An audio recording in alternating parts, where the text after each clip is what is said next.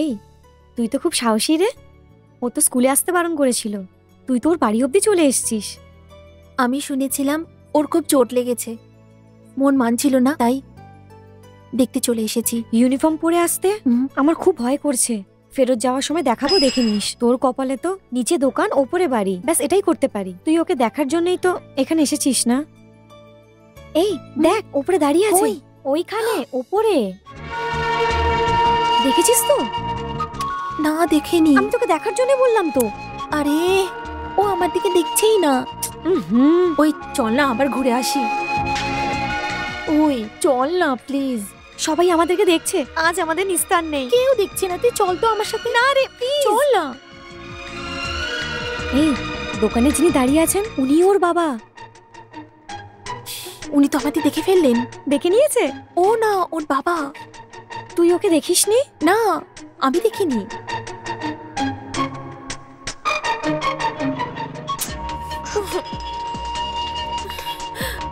এবার চল, সবাই দেখছে আমাদেরকে, চল।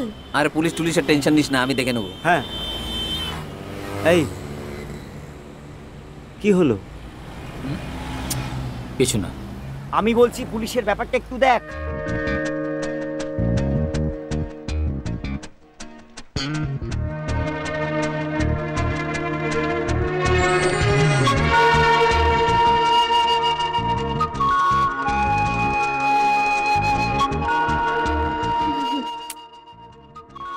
জানি না আমার কি হয়ে গিয়েছিল। তোমাকে দেখার জন্য কত দূর চলে এসেছিলাম। একবার তো আমার দিকে তাকাতে পারতে। Who is talking?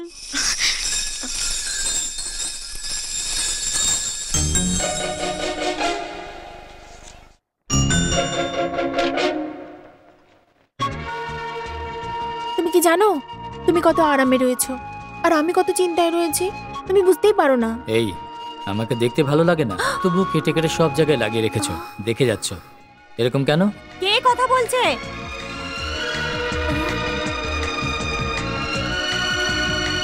এই কিছু শুনতে পেলি? হ্যাঁ, কিছু শুনতে পেলি কি?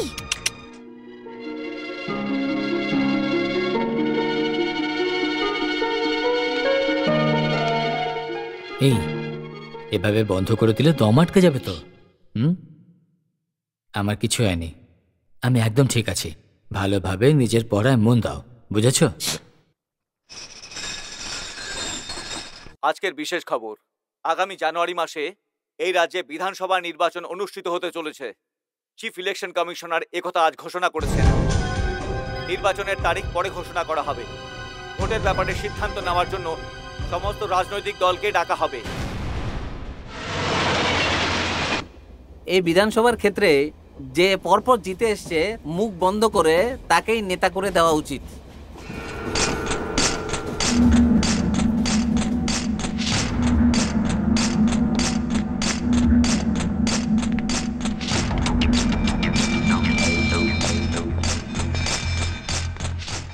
Sir, yes.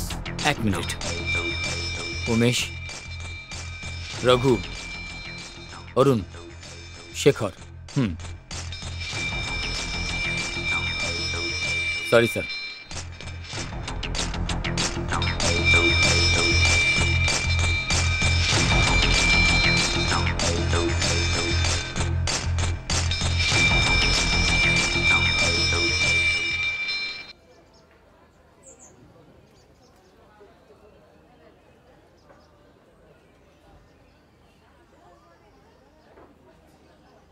আমি ইলেকশনে দাঁড়াতে চাই।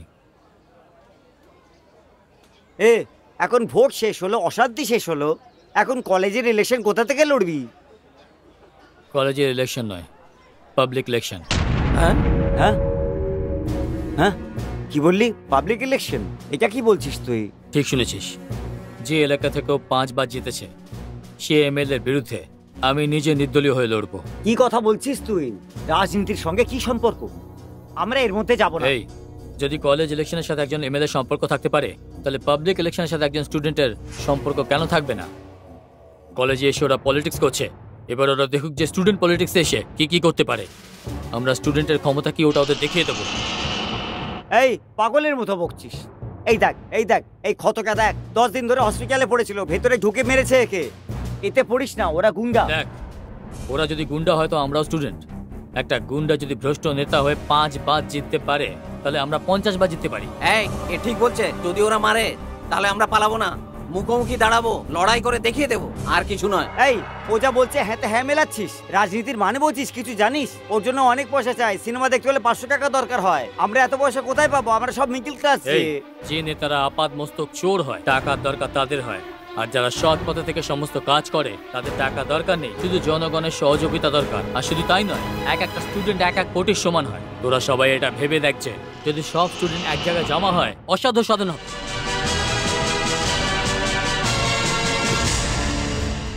এটা জানবি আমরা এই দেশের ভবিষ্যৎ। এই সংকল্প নিতে হবে যে দেশ থেকে সব জঞ্জালকে, সমস্ত ভ্রষ্টাচারকে বিতাড়িত করে এই দেশকে গঙ্গার মতো পবিত্র করতে হবে।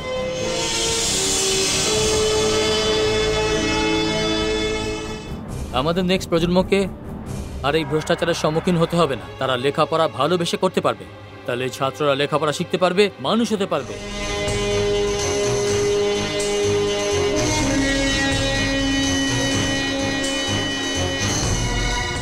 যখন আমাদের দেশের পতাকা উঠবে তখন সমস্ত দেশ পবিত্র থাকবে। আমরা সবাই প্রতিজ্ঞা করি যে আমাদের মাতৃভূমির জন্য রক্ত দিয়ে দেশকে পবিত্র করব।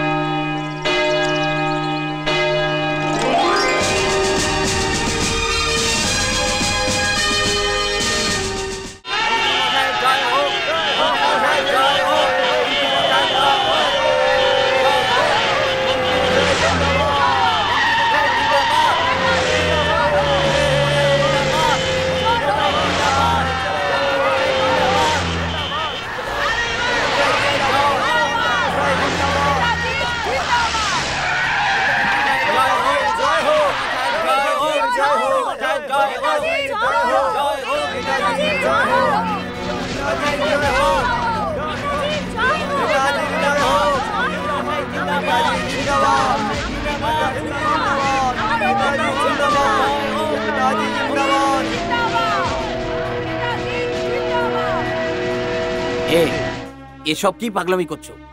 রাজনীতির মানে হচ্ছে ভিড়।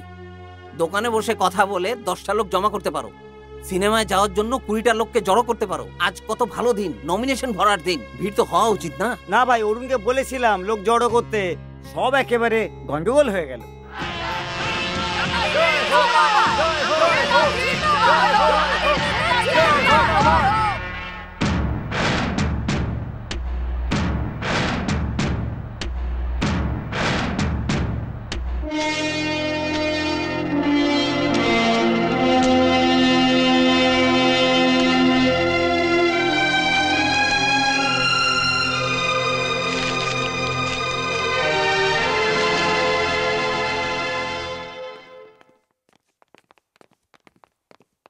এ বাসু, আরে আয় না। কোথায়? আরে আয় না আমার সাথে। এই কোথায় নিয়ে যাচ্ছিস?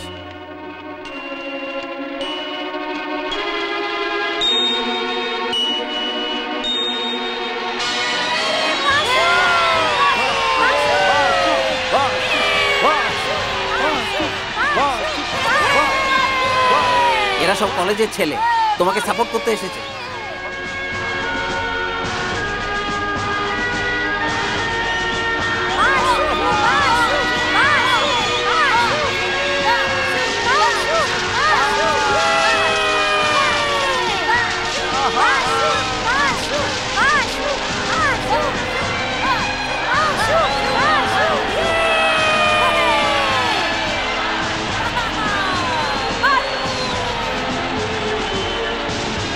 এই শোনো, এখানে এত ভিড় কেন? কলেজের ওই ছেলেটা বাসু এমএলএর জন্য নমিনেশন জমা করেছে, তাই এত ভিড় হয়েছে।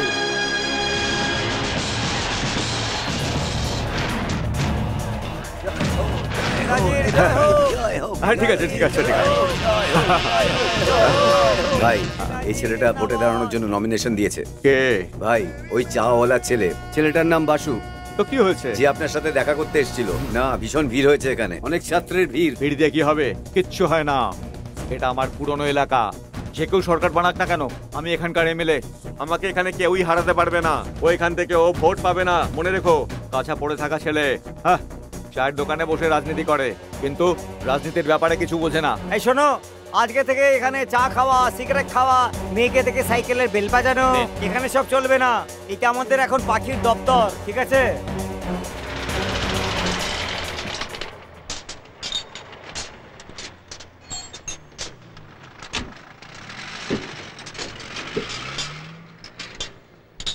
এই যে ভাই শোনো, এখানে বাসু কে আছে?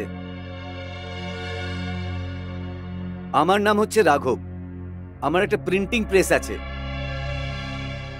আমি এমএলএর বিরুদ্ধে 5 বার ভোটে দাঁড়িয়েছি, কিন্তু আমি কোনোবারই জিততে পারিনি। কিন্তু মন থেকে আমি কখনো হেরে যাইনি। কিন্তু আমি চাই ওর বিরুদ্ধে কেউ জিতুক, এখানে ওর বিরুদ্ধে কেউ বদলা নিক।